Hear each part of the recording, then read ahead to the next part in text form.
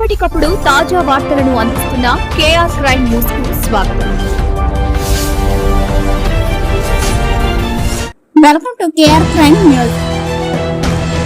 Police శాఖలో 1,40,00,000 రూపాయలు జీతాలు కుంభకోణం. పోలీసులే దగా చేస్తే కరీంనగర్ పోలీస్ కమిషనరేట్ కార్యాలయంలో దొంగలు పడ్డారు. ఏకంగా 1,40,00,000 రూపాయల కోట్ల జీతం స్కామ్ జరిగినట్లు ఉన్నంత అధికారులు గుర్తించారు. మరణించిన సిబ్బంది పేర్లతో జీతాలు డ్రా చేస్తూ ప్రభుత్వ ధనాన్ని కాజేస్తున్న భారీ కుంభకోణాన్ని అధికారులు వెలికి తీశారు. సుమారు 1,40,18,308 రూపాయల మేర నిధుల దుర్వినియోగం జరిగినట్లు టాస్క్ ఫోర్స్ ఏసీపీ విచారణలో తేలింది.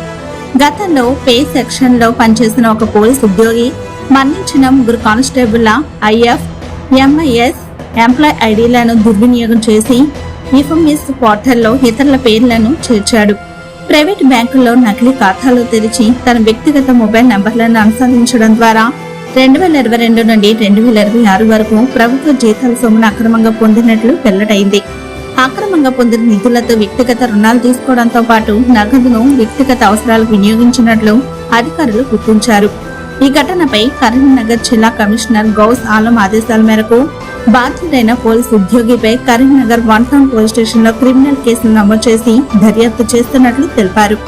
కరీంనగర్ జిల్లా పోలీస్ కమిషనర్ ఆలం గౌస్ మాట్లాడుతూ, ఈ కుంభకోణంలో మరెవరైనా సంబంధాలు ఉన్నాయా అనే అంశంపై అంతర్గత విచారణ కొనసాగుతుందని, పూర్తి స్థాయిలో దర్యాప్తు చేసి బాధ్యులపై కఠిన చర్యలు తీసుకుంటాం